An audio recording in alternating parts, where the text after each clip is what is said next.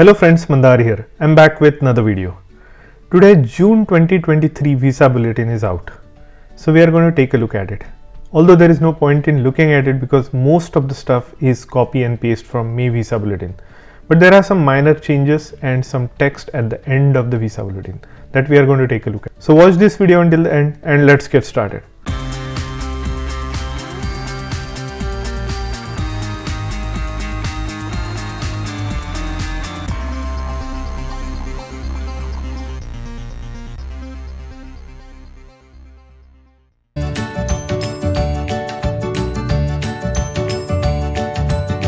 If you are here for the first time, welcome. My name is Mandar and I make immigration and lifestyle related videos for US and Canada.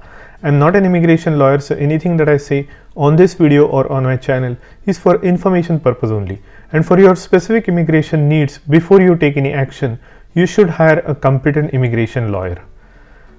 Now, if you want to support the channel, check out the links in the description because those are affiliate links. So if you buy anything out of those links, you will get a little bit of a discount. And also while you are down there, don't forget to hit the like button. Okay, without further ado, let's start the topic. Now Visa Bulletin just drops in nowadays. I had a long day at work and I just happened to check the Visa Bulletin and there it was, and thought I had to make a late night video. But anyways, I took a quick peek at it and nothing has substantially changed. But there are some minor details that we'll need to pay attention to. So let's do the side-by-side comparison of the May Visa Bulletin versus June Visa Bulletin for this year. Okay, so as you can see on the left hand side I have May 2023 Visa Bulletin and on the right hand side I have June 2023 Visa Bulletin. Now as you all know, June 2023 Visa Bulletin will take effect on 1st of June. In case your priority date becomes current, which is unlikely to happen with this Visa Bulletin, but just in case, you can get started with your paperwork to submit your I-485. That's what it would mean.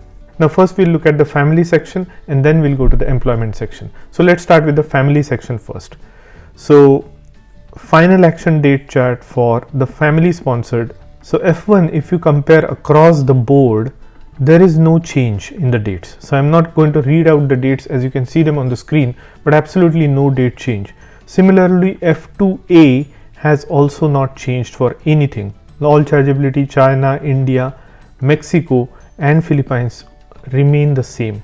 F2B also remain the same across the board. So if you have seen the Visa Bulletin for May 2023, it's exactly the same for all these categories. F3 category is also absolutely no change.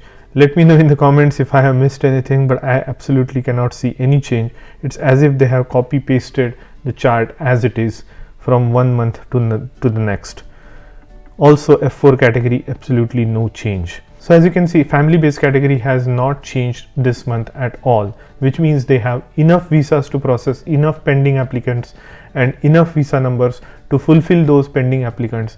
If not, there are more applicants than the visas available. So they have to hold the date, they cannot move any dates forward. That's what it means.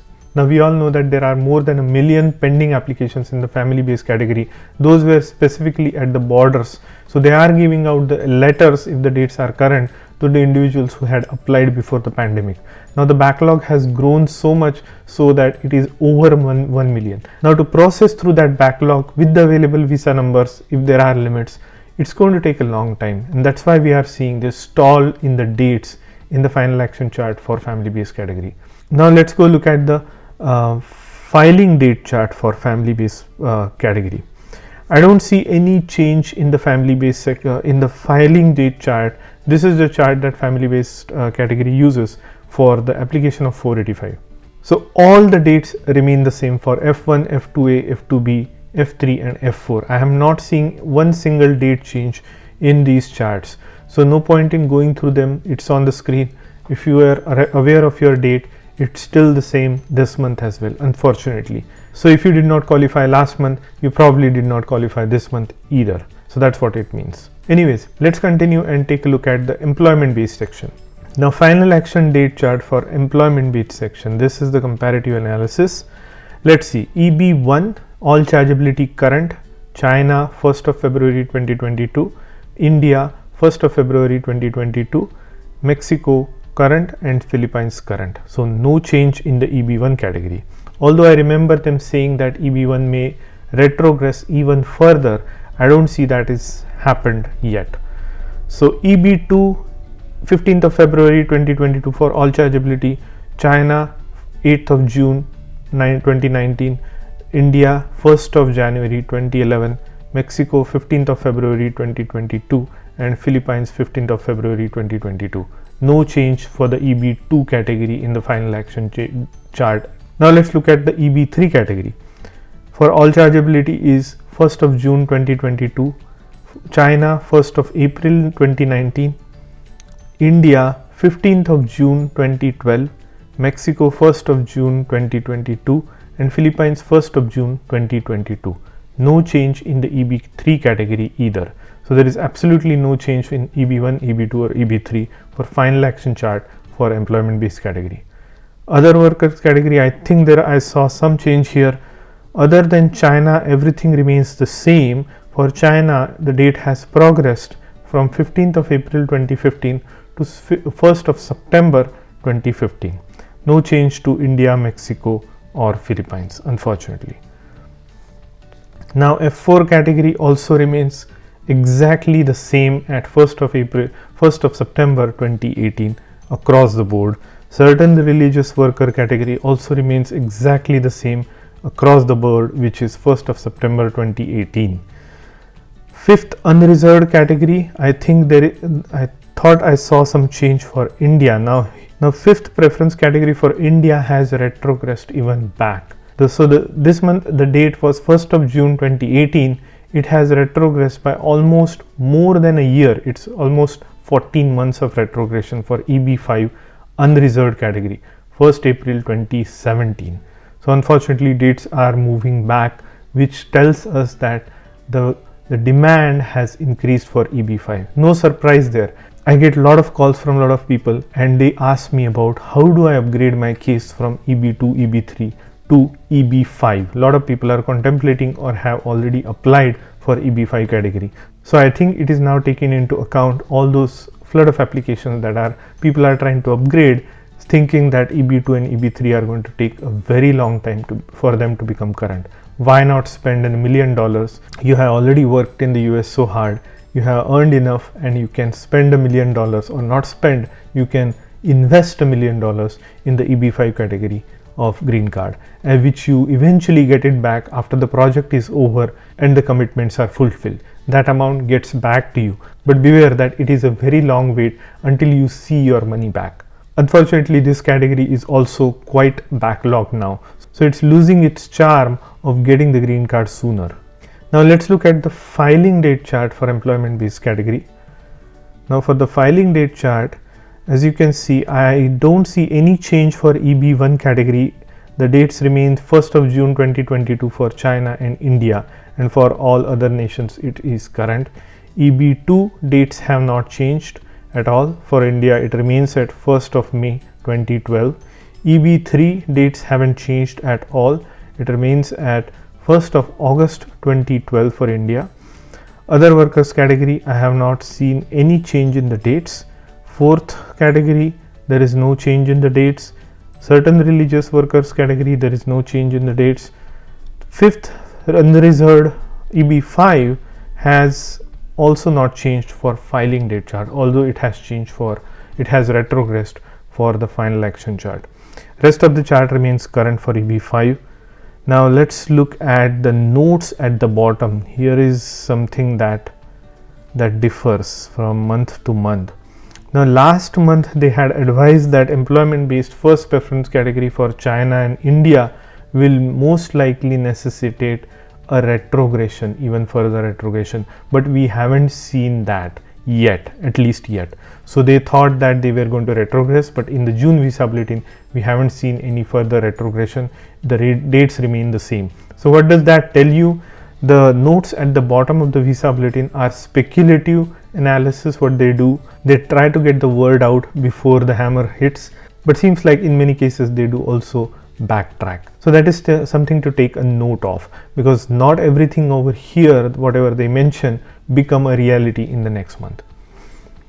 So let's see what they said in in this current Visa Bulletin. Family sponsored second preference availability. So they are talking about second preference family category. It might retrogress F2A category and F2B category. Now visa availability in the employment based third preference category for India, steady number use and high demand for EB3 for India will most likely necessitate retrogression in EB3 final action chart. Now we have seen EB3 dates have not changed either, although they were moving slightly in the last couple of months. Since last month it has not changed, but they are saying there is a retrogression coming for EB3 India in the final action chart in the next month. Retrogression in the EB fifth preference category for India, as we have seen fifth preference category for non-regional, it has retrogressed for more than a year. It has gone back to April of 2017. Now they are saying it may go back even further for EB5 India. So all in all, not so good news. But one point that I wanted to make is these notes that they present, they may not become true, because as we have seen in the last Visa Bulletin, they said EB2 is going to retrogress, EB1 will retrogress for India and China. It did not retrogress, the dates remain the same. So take this with a pinch of salt, that's all I can say. We will continue to see this kind of trend from the remainder of the year. Don't get your hopes too high until end of September. In October things will start progressing, as I have been telling, because we get the fresh quota of visa numbers, plus we get any spillovers from the family based category if there are any, and at that point of time I would expect that the dates will move as much as a year, because the pending backlog from 2011 and 2012 is not that high as 2013 or 2014. We are going to see incredibly high backlog in those future years, but for the current year we will not see that many applicants pending. They may be able to process them throughout the end of this year. I say this because those dates have been current in the past and have retrogressed further back. Some of those applicants from that date range have already gotten their green cards. So that's the reason I say it. So I know for sure that some of you are interested in stock trading, day trading, buying cryptocurrencies. I want to present you VBull. VBull is a trading platform. It allows you to buy stock, it allows you to buy options, do options trading, and also it allows you to buy cryptocurrency. VBull 9 was released with a brand new home and market page, asset page, and economic calendar.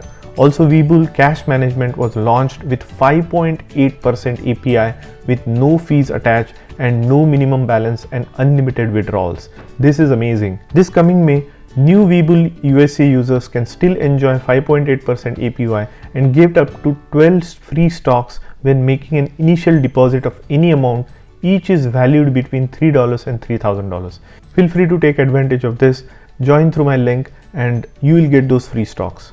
Let's move on to our next topic.